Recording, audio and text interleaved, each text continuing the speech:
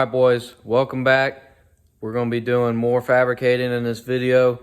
I actually just hopped around, did a lot of stuff, and really didn't have time to do an intro, so this is more after the fact. I still got a few things to do, but everything went well. I'm actually getting somewhere with the car, and pretty soon we're probably going to be getting a new tranny.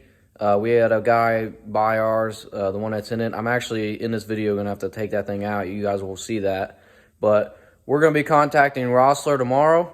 We're going to be probably getting a power glide from them. And then I might get a Hughes bolt-together converter for the no prep scene. And really, just everything's coming together, and I'm really excited for this build.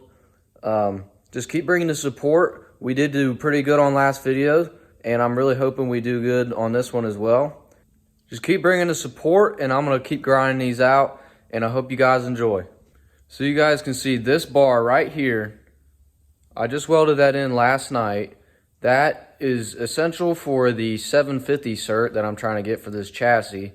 I'm going to show you guys a time lapse of me and my dad trying to get that thing going.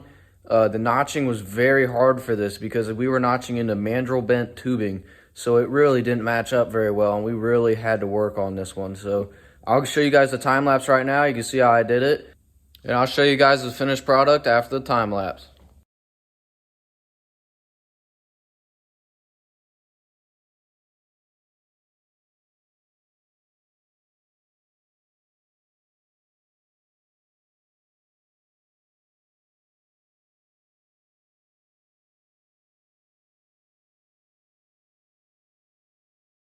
Right now we're trying to fabricate the crossbar that goes in for the roof. Got it right here. We just had to shorten it.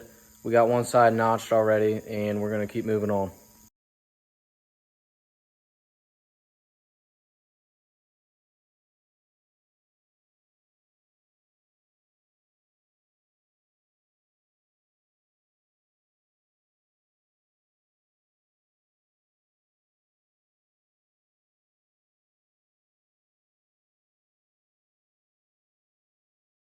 Okay, so that was the time lapse of us trying to get it done.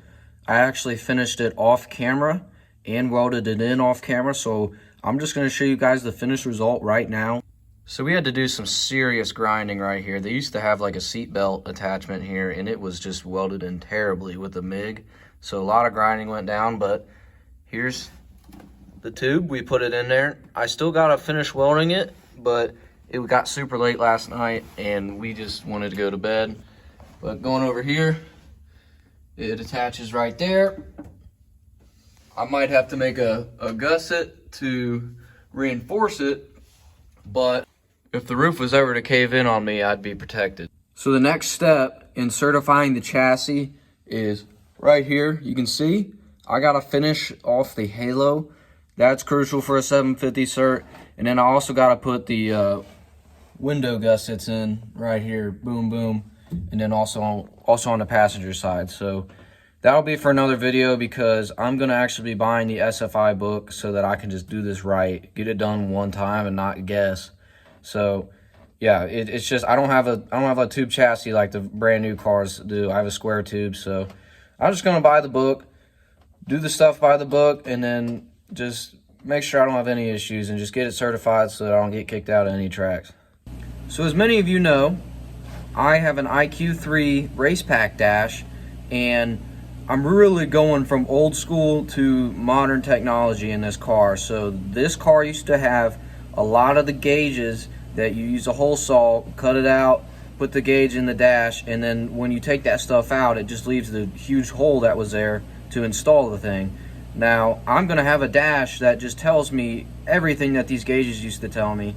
So I'm actually gonna need to make a template to cover all those holes up and install the dash into it. So I did that, and I'm pretty proud of myself. This was my first time ever doing something with aluminum sheet metal, and really just like making a template and cutting it out and just doing it all from scratch by myself. So I'm gonna show you guys the finished product. I'm pretty proud of it. I think it was really good, and here we go. So here's what I made. I'm not proud of the way I cut that rectangle out. My dad was not happy about it either, but it gets covered up by the dash. I won't do anything like that again. I just didn't have the right tools at the right time. So this is what will be going in. I'll take that out right now and show you guys kind of what it's going to look like.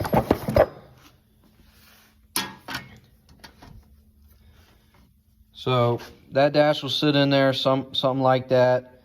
It can't go through right now because it's sitting on the rack, but as you can see, this clearly goes right up against the dash where all those holes used to be, and it'll cover everything up, and the only thing that will be there will be this dash. I'm really proud of it. This is my first time doing stuff with aluminum sheet metal. Now that you've seen what I made, you can clearly tell that it'll fit up there very nicely and cover up all this mess right here. So with that being said, the next step is taking out the tranny, and I'm actually going to time-lapse that for you guys right now. Maybe stop the time-lapse here and there and describe what I'm doing, but that is the next step. The guy bought it. He put a down payment down, so it is his tranny now. I just got to take it out and give it to him. Alrighty, boys, we're underneath the car. Time to yank this thing out. First thing I'm going to do is drain the fluid and then jump around from one thing to another until I'm ready to take it out.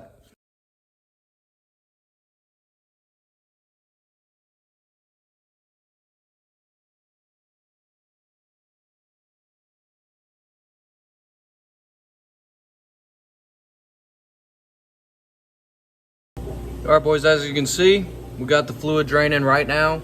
It looks really good, nice and red, not burnt, smells good. So everything looks good for the guy that's buying this, and we're gonna keep moving on.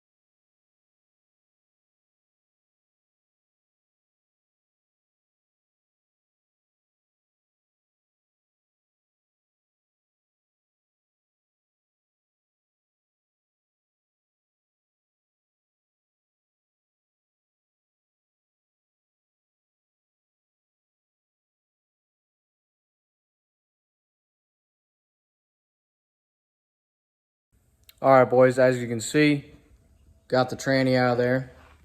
This thing looks pretty good. Hope the guy likes it. All I gotta do is replace the shifter seal on it. Just a little seepage. I mean, nothing crazy. I already got the kit for it. But that's gonna wrap it up for this video. We have the trans out. Now we can call Rossler and get a new one. Put that thing in there, hook the drive shaft back up, and then we're gonna be one step closer to going super fast on small tire no prep.